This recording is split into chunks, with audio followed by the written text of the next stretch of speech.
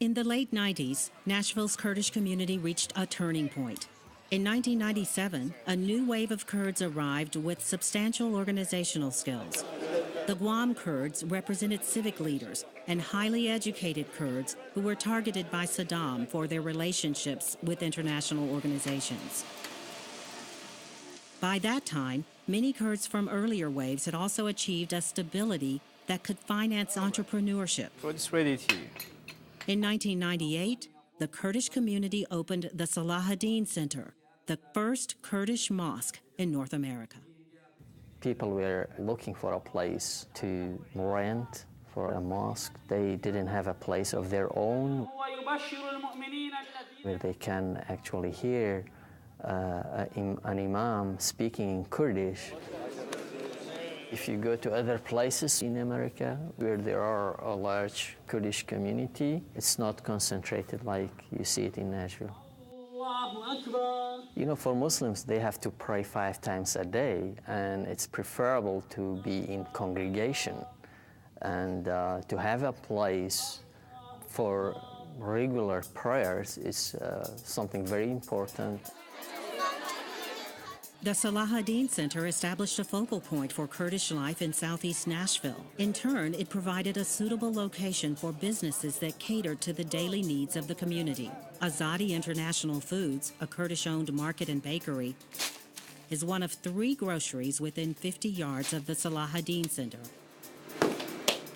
You could go to the bakery and get Kurdish bread every morning, fresh out of the oven.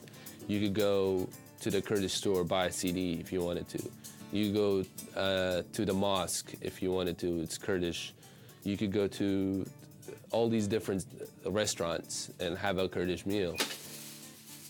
A lot of my friends, when they come out of town and they see these things, it's a shock to them. Like anytime you have somebody coming from out of town, they always go to the Kurdish shops towards the end. It's like going home, you know, you have to get something from home. Kamal Hassan, one of the 2 owners of Azadi's, works long hours to keep the market open 7 days a week from 8 a.m. to 8 p.m.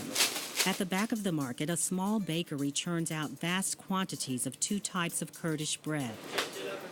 Customers come every day to pick up this staple item of Kurdish food culture. I love Kurdish bread, but it's so time-consuming. Before the bakery, I would bake the bread on Saturday or Sunday and bake a large amount to last the whole week. So when I first heard that there's a bakery, I was just fascinated. I was like, yes, Kurdish bread, which is the same thing for a lot of Kurdish people, especially around my age, who are married and trying to really preserve the Kurdish food.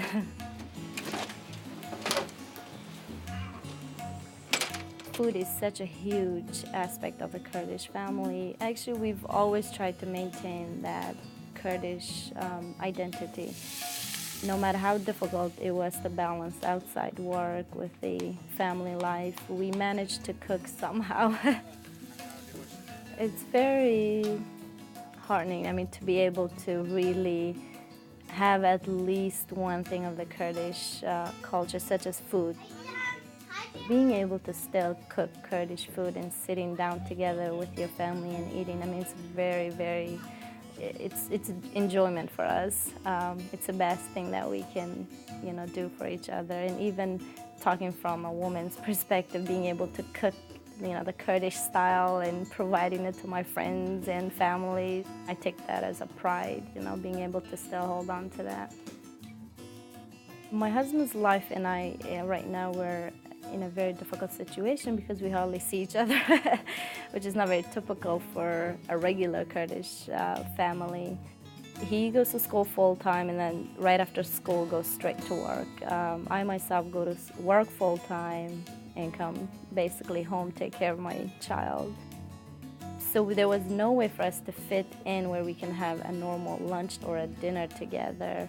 And the best way we came up with the solution is breakfast. We wake up at dawn to do our daily prayer together and basically cook Kurdish food together, sit down, eat together, clean up, and leave the house until night.